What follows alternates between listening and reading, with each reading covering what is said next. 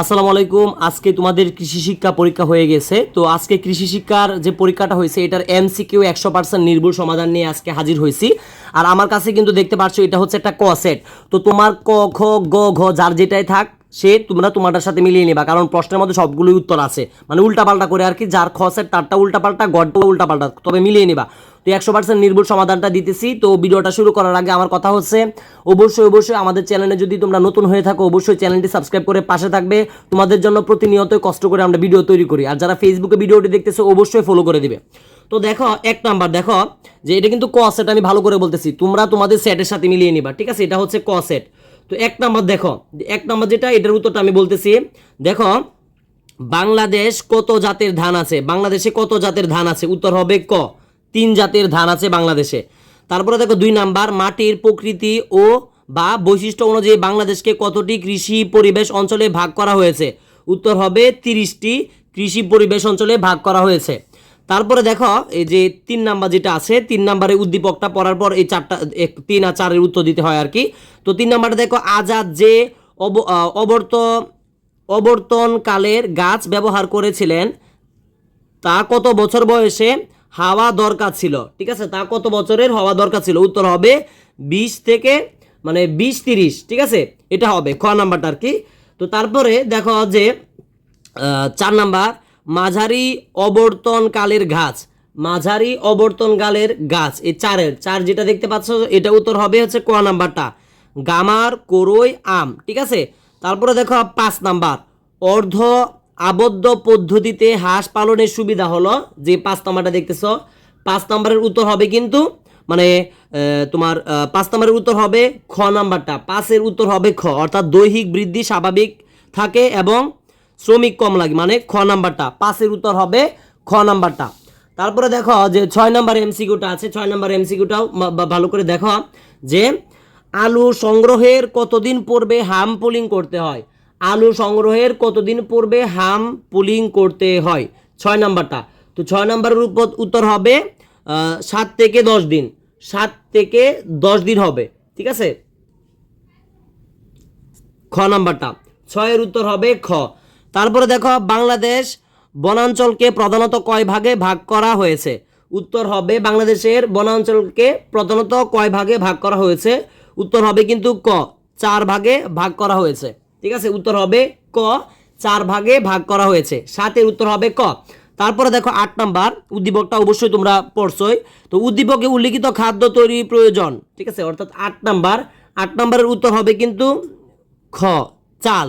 8 নম্বরের উত্তর হবে চাল। তারপরে দেখো যে তোমরা 9 নাম্বার দেখতে পাচ্ছ, উদ্দীপকে মাছগুলোর মরার কারণ কি? ঠিক আছে, তো 9 নাম্বারের উত্তর হবে কিন্তু তোমার ঘ, খৈলের বিষাক্ততা, ঠিক আছে। তারপরে দেখো 10 নাম্বার, গোল আলু চাষ উপযোগী মাটির পিএইচ মাত্রা কত থাকা ভালো? ঠিক আছে, 10 নাম্বার যেটা দেখতে পাচ্ছ, 10 নাম্বারের উত্তর হবে হচ্ছে খ, 4.9 6.1, এটা উত্তর হবে। তারপরে দেখো যে 11 নাম্বার, নিচের কোনটি রাক্ষসী মাছ? নিচের কোনটি রাক্ষসী মাছ? উত্তর হবে শোল, শোল হচ্ছে রাক্ষসী মাছ। তারপরে আমরা 12 নাম্বার এমসিকিউ চলে যাচ্ছি, আশা করি দেখতে পাচ্ছ একদম, এটা উত্তর হবে কিন্তু শোল। তারপরে দেখো যে 12 নাম্বার এমসিকিউটা আছে, 12 নাম্বার এমসিকিউটা এখন দেখো, যে জয়নালের পুকুরে কত কেজি চুন প্রয়োগ করতে হবে? ঠিক আছে, জয়নালের পুকুরে কত কেজি চুন প্রয়োগ করতে হবে? উত্তরটা হবে কিন্তু খ নাম্বার, 21 কেজি। তারপরে দেখো যে 13 নাম্বার যে এমসিকিউটা আছে, 13 নাম্বারের উত্তর হবে কিন্তু খ, 13 নাম্বারের উত্তর হবে হচ্ছে খ হবে, অর্থাৎ পানি তাপমাত্রা পার্থক্য এবং হচ্ছে অক্সিজেনের ভিন্নতা, ঠিক আছে। তো তার মানে 13-র উত্তর হচ্ছে খ। তারপরে দেখো যে 14 নাম্বার এমসিকিউটা, মাছ চাষে পুকুরের পানির রাসায়নিক গুণাগুণ হলো, মাছ চাষে পুকুরের পানির রাসায়নিক গুণাগুণ হলো, উত্তরটা হবে ক, দ্রবীভূত অক্সিজেন পিএইচ, ক নাম্বারটা। তারপরে দেখো 15 নাম্বার যেটা আছে, ঠিক আছে, অজীর্ণতা ও হজমে সহায়তা করে কোন ফল? ঠিক আছে, অর্থাৎ 15 নাম্বার যেটা আছে, 15 নাম্বার উত্তর হবে গ, হর্তকি। তারপরে দেখো 16 নাম্বার, শীতকালীন সবজি নয় কোনটি? এখানে অপশানে আছে, দেখো অপশানে আছে কিন্তু লাউ, বরবটি, শশা, শিম, তো এই উত্তর হবে কিন্তু শশা। শীতকালীন সবজি নয়, খুবই সহজ একটা প্রশ্ন আসছে, শীতকালীন সবজি নয় কোনটি? উত্তর হবে কিন্তু শশা। তো তারপরে দেখো 17 নাম্বার যেটা আছে, উপকূলীয় বনায়নের উপযোগী কয়টি? ঠিক আছে, উপকূলীয় বনায়নের উপযোগিতা কয়টি? যে 17 নাম্বার এমসিকিউটা, 17 নাম্বারের উত্তর হবে কিন্তু গ, 4টি। তারপরে দেখো যে 18 নাম্বার এমসিকিউটা দেখতে পাচ্ছ, ভূমিক্ষয়ের ক্ষতিকর দিকসমূহ। ভূমিক্ষয়ের ক্ষতিকর দিকসমূহ হচ্ছে মাটির উর্বরতার ব্যাপক অপচয় হয়, নদীর নাব্যতা, ঠিক আছে, নাব্যতা হ্রাস পায়, মাটিতে পুষ্টির অভাব হয়। অর্থাৎ এই ঘ নাম্বার 4টাই উত্তর হবে 18। তারপরে দেখো 19 নাম্বার যেটা আছে, 19 নাম্বারের উত্তর, উদ্দীপকে 150টি চারার জন্য কি পরিমাণ ইউরিয়া সার প্রয়োগ করতে হবে? ঠিক আছে, যে উদ্দীপকটা আছে, তো 19-এর উত্তর হবে কিন্তু ঘ উত্তর হবে। ঠিক আছে, একক দশক শতক হাজার, 5400 গ্রাম, 5400 গ্রাম, অর্থাৎ ঘ নাম্বারটা। তারপরে দেখো যে 20 নাম্বার, সংরক্ষিত খাদ্য মাঝে মাঝে কি করতে হবে? সংরক্ষিত খাদ্য মাঝে মাঝে কি করতে হবে? উত্তর হবে রোদে শুকাতে হবে। তারপরে দেখো 21 নাম্বার, কোনটি ভেষজ উদ্ভিদ? 21 নাম্বার, কোনটি ভেষজ উদ্ভিদ? উত্তর হবে কিন্তু ক নাম্বারটা। ঠিক আছে, তারপরে দেখো সর্পগন্ধা আর কি। তারপরে দেখো যে 22 নাম্বার যেটা দেখতে পাচ্ছ, 22 নাম্বার, গবাদি পশুর খাদ্যের খনিজ উপাদান। যে 22 নাম্বার যেটা আছে, গবাদি পশুর খাদ্যের খনিজ উপাদান যেটা আর কি, এটা 22-এর উত্তর হবে কিন্তু গ নাম্বারটা, হাড়ের গুঁড়া, ডিমের খোসা। ঠিক আছে, তারপরে দেখো 23 নাম্বার, 23 নাম্বার উত্তর হবে কিন্তু যে পশু পাখির আবাসনের মাধ্যমে, উত্তর হবে কিন্তু ঘ নাম্বারটা, মানে আরামদায়ক পরিবেশ সৃষ্টি করা হয়, উৎপাদন খরচ কমানো হয়, জৈব সার সংগ্রহ করা হয়। অর্থাৎ পশুর পাখির আবাসনের মাধ্যমে, উত্তর হবে কিন্তু ঘ নাম্বার। অর্থাৎ 23-এর উত্তর হবে হচ্ছে ঘ নাম্বার। আশা করি ক্লিয়ার, বুঝতে পারছো, 23-এর উত্তর ঘ নাম্বার হবে।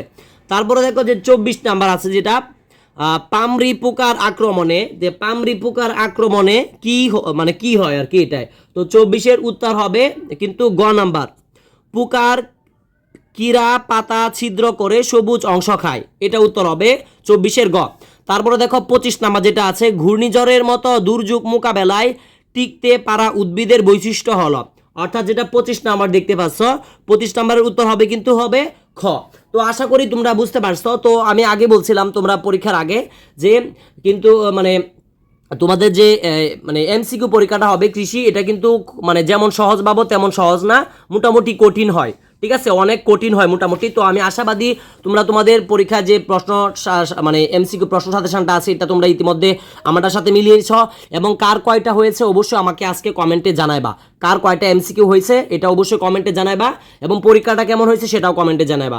আর যারা আমাদের ইউটিউব চ্যানেলে এতদিন পর্যন্ত ছিলে, তোমরা যদি আমাদের চ্যানেলটি এখন পর্যন্ত সাবস্ক্রাইব না করে থাকো, অবশ্যই সাবস্ক্রাইব করে পাশে থাকবে। কারণটা হচ্ছে তোমাদের জন্য অনেক কষ্ট করে এই ভিডিওগুলো আমাদের তৈরি করতে হয়েছে। তো আজকের মতো বিদায় নিচ্ছি, সকলের সুস্বাস্থ্য কামনা করে। ইতিমধ্যে ইসলামের ইতিহাস আমাদের ইউটিউব চ্যানেলে সাজেশন আপলোড করা আছে, দেখে নিবা। সকলের সুস্বাস্থ্য কামনা করে বিদায় নিচ্ছি। আসসালামু আলাইকুম ওয়া রাহমাতুল্লাহি ওয়া বারাকাতুহু।